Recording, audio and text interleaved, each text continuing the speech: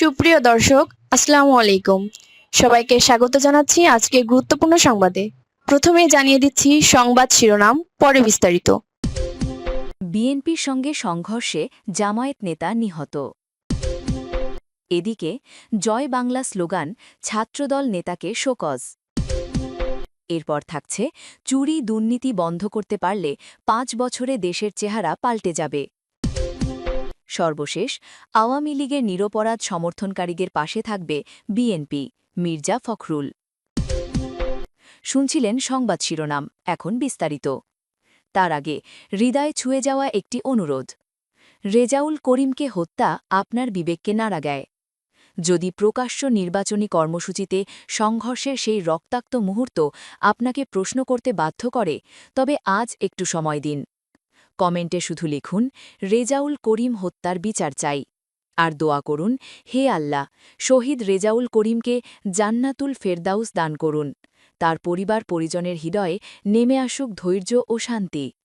আর যদি আপনি চান সত্যটা চাপা না পড়ুক, যদি চান আমরা ভয় ছাড়াই এসব খবর আপনাদের কাছে পৌঁছে দিতে পারি, তাহলে এখনই চ্যানেলটি সাবস্ক্রাইব করুন।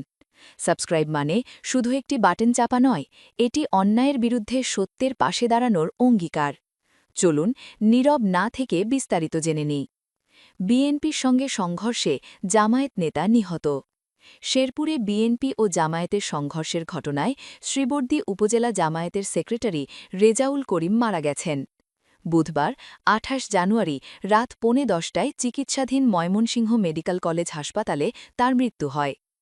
প্রত্যক্ষ বাসিন্দারা জানান, শেরপুর ৩ শ্রীবর্দী ঝিনাইগাতি আসনের প্রার্থীদের উপস্থিতিতে ঝিনাইগাতি মিনি স্টেডিয়াম মাঠে নির্বাচনী ইশতেহার ঘোষণার আয়োজন করে উপজেলা প্রশাসন। অনুষ্ঠানে জামায়াত প্রার্থী নুরুজ্জামান বাদলের সমর্থকেরা আগে থেকেই মঞ্চের সামনে আসন গ্রহণ করেন। পরে বিএনপি প্রার্থী মাহমুদুল হক রুবেলের সমর্থকেরা মাঠে পৌঁছলে বসাকে কেন্দ্র করে উভয় পক্ষের মধ্যে প্রথমে বাগবিতণ্ডা এবং পরে তা সংঘর্ষে রূপ নেয়। শ্রীবর্দী উপজেলা জামায়াতের আমির মুহাম্মদ আজাহারুল ইসলাম বিষয়টি নিশ্চিত করেছেন। তিনি জানান, বিকেলে শেরপুর ৩ আসনের সহকারী রিটার্নিং অফিসার কর্তৃক আয়োজিত ইশতেহার পাঠের অনুষ্ঠানে বিএনপি সমর্থকেরা বিলম্বে এসে চেয়ারে বসা নিয়ে বাগবিতণ্ডা এবং হাঁটাহাতির ঘটনাকে কেন্দ্র করে দেশীয় অস্ত্র দিয়ে জামায়াত সমর্থকদের ওপর হামলা করে। এ ঘটনায় ৫০-এর বেশি জামায়াত সমর্থক আহত হন। ৩ জনের অবস্থা আশঙ্কাজনক হলে ময়মনসিংহ মেডিকেল কলেজ হাসপাতালে নেওয়ার পথে রেজাউল করিম মারা যান। শেরপুর জেলা পুলিশ সুপার কামরুল ইসলাম বলেন, মাথায় আঘাতপ্রাপ্ত অবস্থায় রেজাউল করিমকে শেরপুর থেকে ময়মনসিংহ মেডিকেল কলেজ হাসপাতালে পাঠানো হয়েছিল। আমরা তার মৃত্যুর খবর শুনেছি। এদিকে জয় বাংলা স্লোগান, ছাত্রদল নেতাকে শোকজ। কুমিল্লার ১৪ গ্রামে রোববার ২৫ জানুয়ারি বিএনপির চেয়ারম্যান তারেক রহমানের নির্বাচনী সমাবেশে জয় বাংলা স্লোগান দেন উপজেলা ছাত্রদলের সদস্য সচিব আবির আবদুল্লাহ চৌধুরী। মুহূর্তেই স্লোগানের একটি ভিডিও সামাজিক যোগাযোগ মাধ্যমে ছড়িয়ে পড়ে। বিষয়টি নিয়ে মঙ্গলবার ২৭ জানুয়ারি রাতে আবিরের বিরুদ্ধে সাংগঠনিক শৃঙ্খলা ভঙ্গের অভিযোগে কারণ দর্শানোর নোটিশ জারি করেছে কেন্দ্রীয় ছাত্রদল।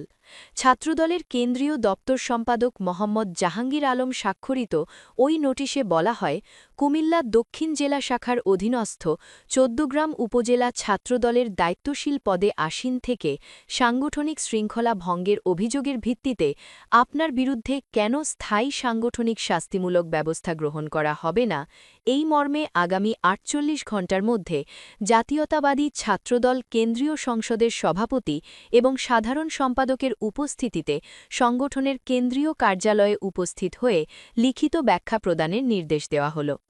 কুমিল্লার দক্ষিণ জেলা ছাত্রদলের সভাপতি কাজী জুবায়ের আলম জিলানী বলেন, বিষয়টি কেন্দ্রীয় ছাত্রদলের দৃষ্টিগোচর হয়েছে। এ বিষয়ে তাকে শোকজ করা হয়েছে। কেন্দ্রীয় কমিটির কাছে তিনি তার ব্যাখ্যা দেবেন।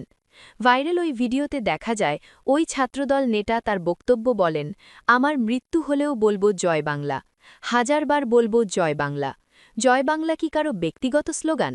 জয় বাংলা সবার। যখন বাংলাদেশের ক্রিকেট খেলা হয় তখন সবাই জয় বাংলা স্লোগান দেয় না? তাই আজকের এই মঞ্চ থেকে আমি হাজারবার বলবো, জয় বাংলা, জয় বাংলা, জয় বাংলা।